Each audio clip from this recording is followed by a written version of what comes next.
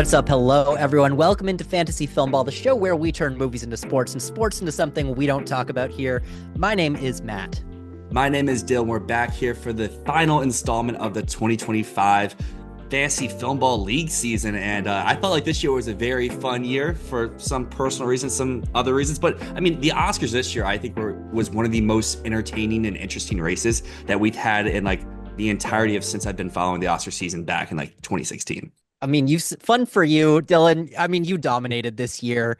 I think we can officially announce you were the winner by quite a wide margin, I think. I mean, I have to check the scores here by about 400 points.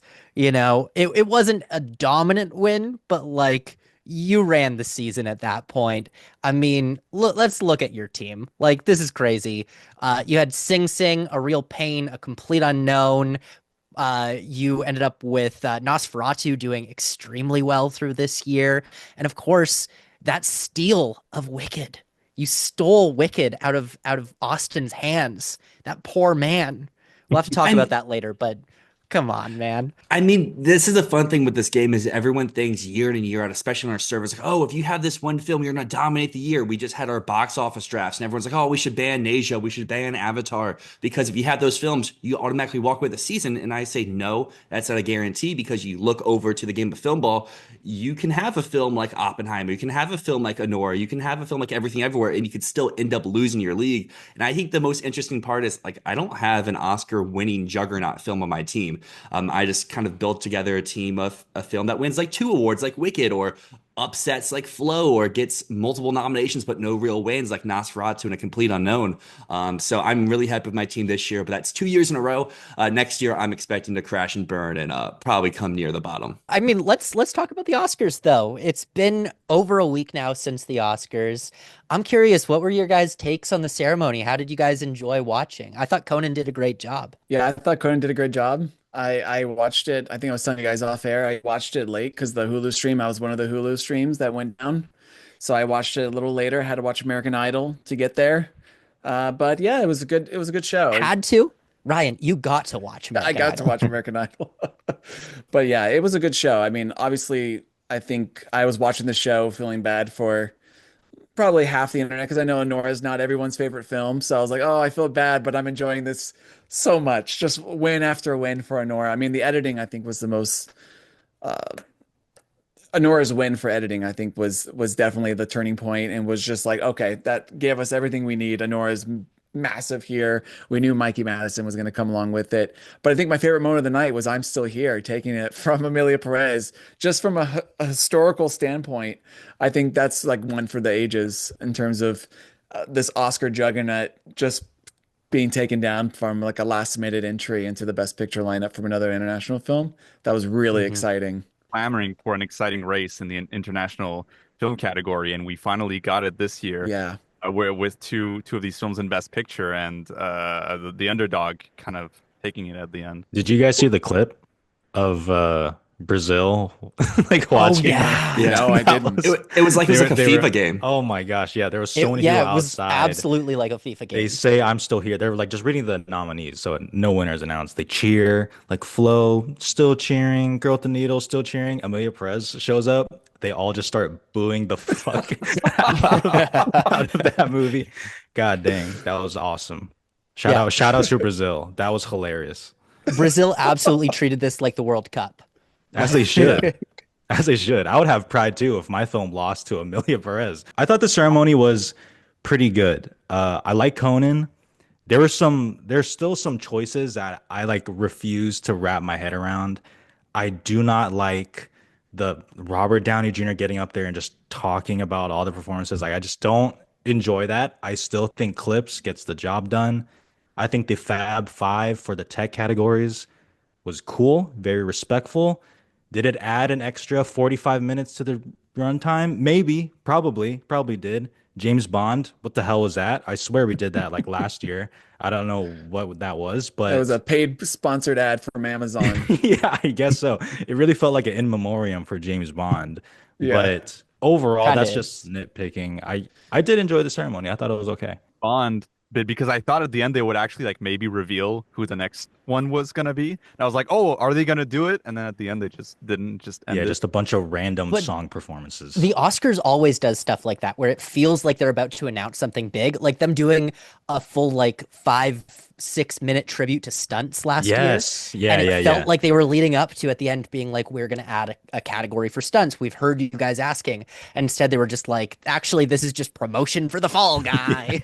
And like that they do it all the time. And so, like, no, they're never going to announce Bond. No one uses the Oscars as an advertising opportunity for stuff like that, in the way that like the Game Awards, for example, is just like a launch pad for whatever's coming out next. Yeah, and I think there's always like two ways you can look at it. You can look at it one way of like, if they do all this promo, people's like, oh, it's just the big studios are going to pay for these advertisement blocks. But I think, and I know this kind of got flack the year it happened, but like the year The Little Mermaid, they came and presented a category, they sent a break, they did a trailer for it. And like, you can have your opinion on the trailer, but at least it's promoting a film. And I feel like maybe more so than just the big studio films, some more indie distributors could do stuff like that. Like, imagine if we got the Life of Chuck trailer during a commercial break during the Oscars. Does Neon have that money? Maybe not, but like it's a cool thing where maybe that we could work our way to that. But I think there's like pros and cons of one way it can be looked like as just a corporate promo for something, but the other way it can be seen as recognizing cinema and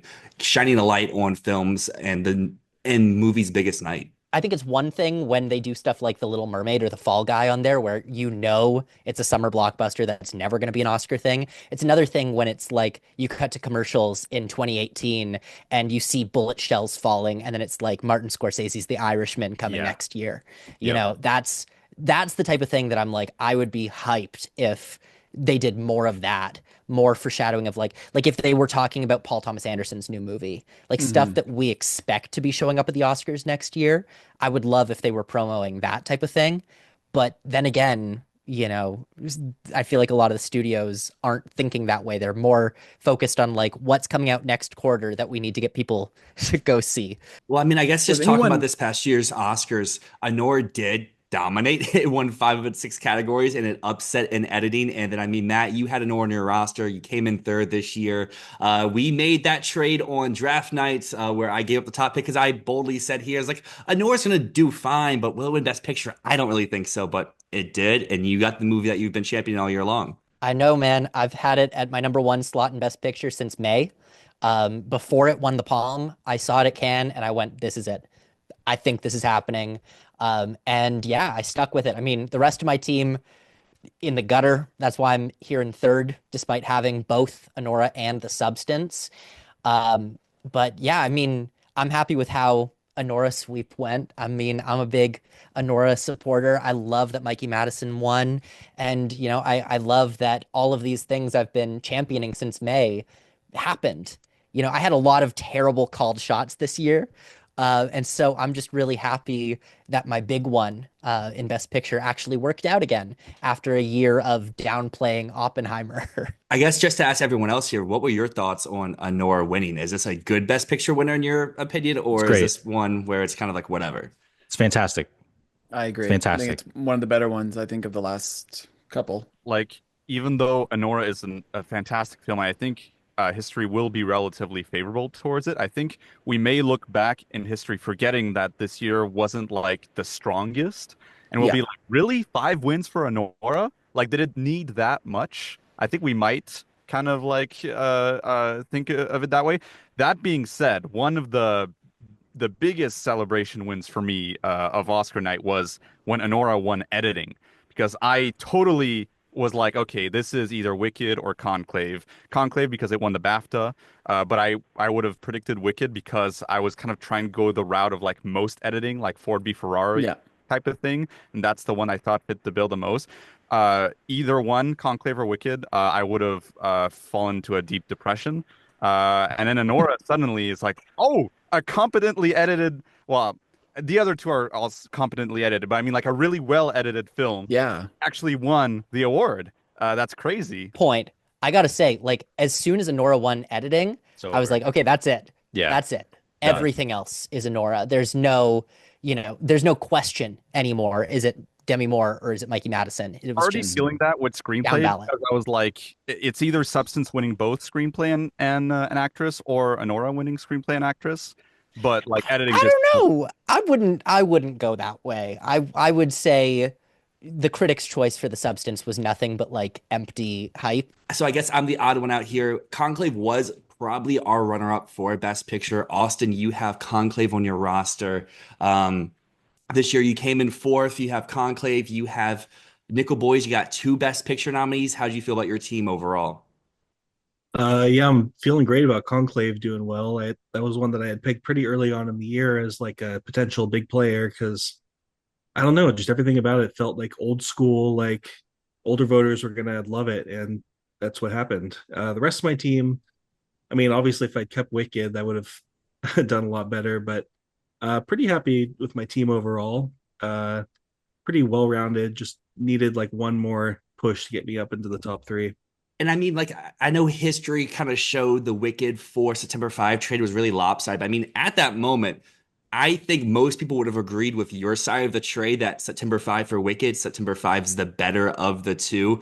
At that time, there was a lot of major pundits out there saying September 5 wasn't just the Best Picture nominee, but could potentially win the award. A lot of people at that point, because Wicked hadn't premiered yet, thought this film was a nothing burger. So, like, someone who was believing that film, I was like, I'll give you whatever you want for it. So I know at that time there was people saying that you totally won the trade, and I mean I don't think it was a bad trade to do in the moment. But I mean the rest of your team, I like it as well. You called Conclave early on. We did another trade just like me and Matt trading spots. You and I traded spots. yeah. I'll just say September 5 wound up being the 16th highest scoring film, so it's not the worst thing ever. Yeah, I defend that trade for you at that time. I remember like the Wicked like teaser came out and everyone was like, "Oh my God, like this looks like an SNL skit." So I don't I don't blame you. I don't blame you. Maybe I was one of those people who said that. I don't know, but I don't blame you. Yeah, I'm a little surprised Wicked skipped the fall festivals if it was angling for awards. Maybe they just weren't expecting it to blow up as much as it did. Well, from what I heard, and this is through the grapevine from like other awards people, but Universal had apparently thought around TIFF time that The Wild Robot was their best picture push. And they thought that Wicked was going to be a player for Tex, but nothing else. But they thought that they were going to be able to ride on the sort of DreamWorks 20-year anniversary, 30-year, I think 30-year or 25, something like that. They wanted to ride on that as the reason to push the film. Anything about that would have like maybe gotten them the win over Flow. I think No, me ditching Flow after BAFTA is kind of the thing I kicked myself about the most because I just knew it was Flow always in my core. But then as soon as BAFTA happened, I abandoned it like a coward I am. And that was the one I really probably kicked myself over the most. My logic for picking Flow at the end of the day is the most flawless logic you can ever have out there. People say like, oh, Academy voters in this category, they let their kids vote, but most people don't have kids, or their kids still don't live with them, or their kids are adults. So then they ask their pets to vote. And if you set your pet in front of the TV, are they watching Flow or are they watching Wild Robot? They're watching Flow. My cats watch Flow on HBO Max like 15, 20 times at this point. Loves that movie. Put Wild Robot on, he walks out the room. Flawless logic there, Dylan. I think we should base all animated feature wins in the future on what your cat does. We get comments months, even like a year after the initial draft on that video, being like, this is so crazy to look back at because where our heads are in September is completely different than where we are now. So you look at this order, you look at like The Room Next Door going at number 15, and you go, what the hell? What were we smoking? What was going on there? And then there's just things that aren't on the board whatsoever. And the order makes no sense. But if you're in that moment, it does. And that's what I love about playing this game every year, is that it's really a reflection of like a very specific point in the awards race, right before everything actually becomes real, before narratives actually start to form. And it's fun because we can sit here now in March, knowing how everything turned out, and look back at our team and go, God, why did I do that? I mean, you know how dumb Sure. I You know how dumb I feel to know that I remember very clearly having many opportunities to pick Wicked, and I just dismissed it because I just really didn't believe in it. I thought the trailer looked really terrible, and then I find myself in a screening and I'm like crying midway through the movie, and I feel dumb as hell Hmm. that I ever doubted that movie. Um, Well, Ryan, let's talk about your team. let's not. Unfortunately, Well, our my feed is last cutting place up. team, let's quickly touch on what you picked, but while Wicked was still on the board. Because Oh, before Wicked, we went Joker Folie à Deux, I did. Blitz, Fuck Night yeah. Bitch, Let's do Inside it. Out 2, I don't Hard regret it. Truths, and Okay. Furiosa, a Mad Max saga. That is a total collective of one Oscar nomination total, all before Wicked was drafted. Still on the Wow. board. Wow. You know what's funny is I felt pretty damn good after the first lineup. And then I remember I saw, I think a Joker, I want to say I saw a week or two later, and it was devastating. Watching that movie would be devastating as it is, but watching this movie after you've drafted Joker on your first pick, it just makes you hate that movie so much more. And I remember they gave everyone a little poster of Joker 2 outside the movie when you walk out. And I grabbed my poster and I'm walking to my car and I put it in my car and now it's in my trunk. It's still there. And whenever it's like all wrinkled at this point, and now I just like smash my Costco groceries on it. And yeah, if you think I dislike Joker 2 after playing this game, trust me, I really dislike Joker 2, what it did to me. It's tragic. That film, it's right here. It's one of the best films of the year. 60 points in the game of film ball. This clearly shows that film ball trash can. Like, how can the best film of the year only get 60 points? I respect it. I got to be honest. I remember like Ryan took that and I was like, fuck, I want a Joker. Like I was hoping it We like all did. came back around. I stamped those for how bad I thought the movie was. Those trailers were great. They were amazing those trailers. trailers were amazing. Amazing, I was amazing so trailers. in on it, and I was like, dang, like if Ryan like hits with that, I was like, Joker could get like double digit nominations. So yeah, what Matt Yeah. says, like that is the fun part about looking back. Where like Joker and Blitz back to back, like a little risky in the moment, but we're like, man, if it hits, like Ryan is out to a huge lead. And now Yeah. I don't even remember what Blitz is technically. One of the reasons I traded my draft pick with Dylan was because I was looking at those two movies in like the fifth to eighth spot on my board, and I was like I feel like I'm kind of obligated to take them if it gets to me, but I don't know if I believe in them. So Mm. Mhm. thanks, Ryan, for taking both, I guess. But if I was in your shoes, I would have done the exact same thing, I think. Yeah. It's like every year in this game, we always have what seems like at least one first rounder just blow up in whoever drafts its face. One year I picked Bardo over the Fablemans, which is one of the worst moves that we've had. We had another year where like Spider-Verse went in the first round. Now this year we have Joker. So like it's always interesting to try to guess what that movie is. Because like last year, I remember after we drafted, like what movie could be like the big swing and miss? And I feel like I could be misremembering. I feel like we didn't say Joker. We leaned more towards like Conclave or Sing Sing at that moment. So like it's just so interesting to come back now all this time later and be like, no, those films, one did phenomenal, one still missed picture, but did pretty solid, 700 points, and the other one, 60 points. Yeah, it's kind of fun, like thinking about it in the way that I feel like a lot of Oscar punditry and a lot of what we do is you're judged by your final predictions, right? No one cares what you were predicting 6 months ago. All they care about is did you get them the win in their office Oscar pool? That's all people care about. And so I do like that, we're forced to stand by our terrible past predictions here. I've been going through Dylan and I's old videos recently, the all 35 hours of predictions that we put out this year. I've been skimming through looking for our worst, funniest takes. And yeah, Joker was the one that kept coming up where every time for months when we were mentioning Joker, it was like, this is undeniable. This is like going to be Gaga phenomenal. sweep. It's going to be a step up from the last one. Lady Gaga's coming for, I think at one point I said, oh, there's rumors that Lady Gaga is going supporting and not lead. If she's supporting, do we think it's a lock for a win? Note to self, never say the word lock before the film is seen.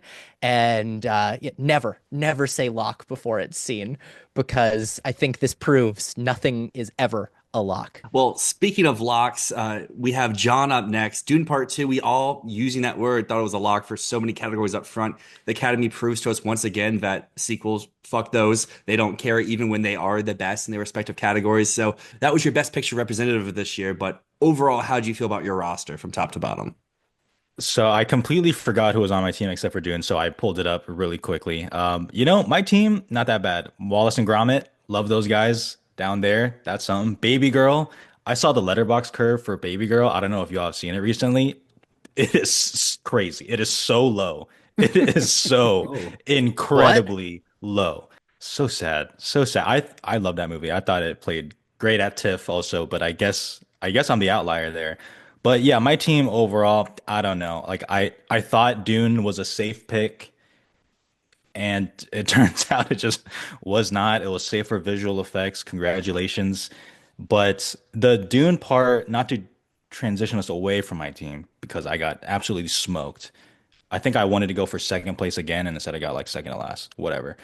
The sequelitis for the Oscars now has me wondering what Wicked for Good will do because it's Mhm. like the sequel, but also it. I know it sounds weird for like a two-parter, but it is like the conclusion of the Wicked story. And I know the Lord of the Rings is so overly like referenced, and it's kind of getting annoying. But I do understand the point of being like, this is it for this IP franchise thing. So in my head, I'm like, what is Wicked for Good actually going to do? Like, is it going to do better? Is it actually going to do worse? I have no clue. And Dune Messiah, I'm not feeling it. To the Wicked point, and I say this knowing that there's, what you have for Conclave, we have for Wicked, which is like we've had multiple commenters coming into all of our videos being like, "Wicked for Good is sweeping next year. Oh Lock it my in God, right yeah. now." Oh my God, yeah. Um, oh yeah, we've got that constantly. And I think what I'll say to that is like I completely agree with you. The Lord of the Rings comparisons so played out just because the finale of a series won one time doesn't mean that's what's always going to happen. I mean, I think people use that narrative for like Harry Potter's conclusion, and that did not end up getting a Best Picture nomination. It didn't get anything. So what I think of is a couple of things. For one thing, Wicked Part One, I feel like a lot of the success of that comes from the fact that it's got these huge songs. It's got Popular, it's got Defying Gravity, it's got the songs that everyone knows from Wicked. Wicked Part Two for Good has one song that's like super popular in the Broadway sphere, which is For Good. And everything else is kind of like a lesser known Wicked song. And when I think of Wicked on stage, I've seen it a few times. I think of Act One. I don't think of Act Two. I feel like Act Two is a bit more rushed. There's a lot happening, but it happens in much less time. Act One is like an hour and a half. Act Two is an hour, despite the fact that so much more happens in Act Two. And so, what I'm looking for is what they did with Part One, which was sort of beefing it out, fleshing out all of the characters, adding a little bit more action to it. If they do that with Part Two, make it more of like an action spectacle than just a pure musical, that's where I think this one possibly angles for more, when it possibly performs as well as the first one. Um, but yeah, I mean, overall, the general take that I see from a lot of people is Act Two is weaker than Act One in the play. Well, before we fully dive into next year's Oscars, I do want to go over one more team because Arno, you may have came in second. You may have had two films outscore Ryan's whole team, but you did have the most Oscar wins on the night with Amelia Perez, The Brutalist, and I'm Still Here combining for six total wins. We were only about 400 points difference, which we talked a little bit before we started recording of the substance trade really was the killer at the end of the day. Yeah, I got three Best Picture nominations, and it wasn't enough to do it. What can I say? Hey, I'm still relatively happy with my team. I actually enjoy Emilia Perez. I don't think it's bad. I'm fine having it on my team. The Brutalist, I'm happy to rep one of my favorite directors working today, and I'm glad that he was able to hit with this kind of film and kind of like get into the mainstream conversation a little bit more. Got some solid hitters in there. I did predict the TIFF People's Choice Award with Life of Chuck. I think I was able to call a few cool things. I called The Substance, even though I gave it away. So that's not the worst thing ever, I guess. I don't know. But like, I did so many bad trades that I don't deserve first place, frankly, and so I'll settle for second. I'll settle for, but next year I really do want to, because it's been too long now. It's been what, like 4 or 5 years since I've won this game. I want to win this time for real. Well, you had the Nomadland year, and like you said, you drafted Life of Chuck. You kept it on your roster all year long, so that means you have first dibs of keeping it for next year. And I guess let's transition to the 2026 Oscars, which feels weird to say aloud. But like as a group here, do we believe in Chuck, or do we think Chuck is not No. really a factor? Chuck I'm gets gonna cucked.